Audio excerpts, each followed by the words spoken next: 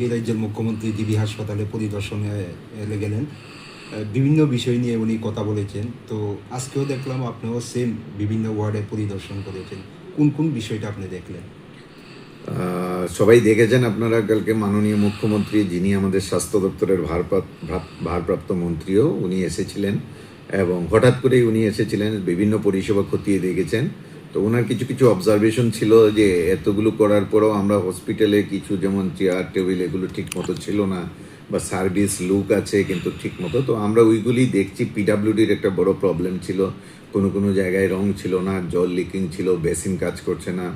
তো এগুলি আমরা আবার আজকে, কালকে স্যার একবার ভিজিট করে যখন মুখ্যমন্ত্রী মহোদয় দেখিয়ে গেছেন, তারপর আমরা আবার এক্সিকিউটিভ ইঞ্জিনিয়ার, পিডাব্লিউডি মেডিকেল ডিভিশনের এবং অন্যান্য এসডিও যারা আছেন ওদেরকে নিয়ে আবার ভিজিট করেছি।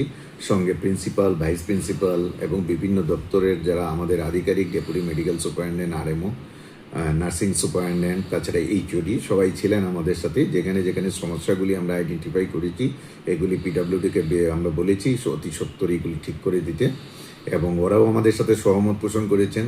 তো বিভিন্ন কারণে, ওয়েদারের কারণে বা বৃষ্টির জন্য ওরা অনেক সময় কাজ করতে পারছেন না।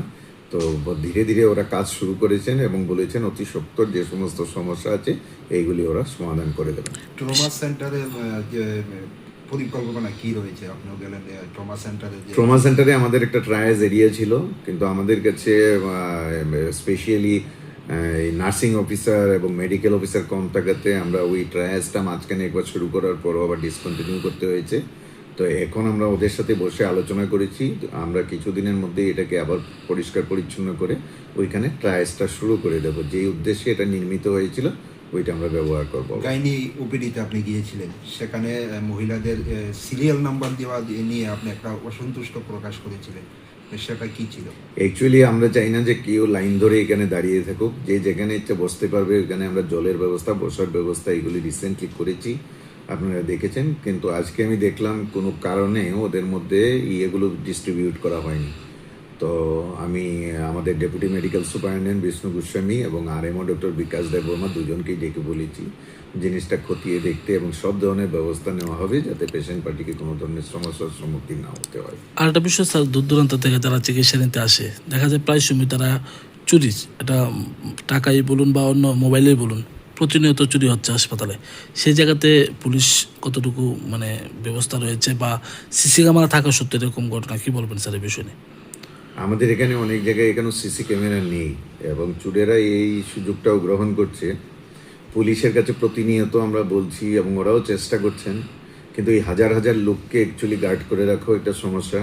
আমরা সিকিউরিটিদের মধ্য থেকে, মানে সাধারণ পোশাকে ওদেরকে লাইনের মধ্যে অনেক সময় দাঁড় করিয়ে রাখি। আমরা কিছু কিছু লোককে ধরতেও পেরেছি, পুলিশের কাছে হ্যান্ড ওভার করেছি। আমরা গত 2 মাসে প্রায় 10 জনকে এইভাবে করেছি।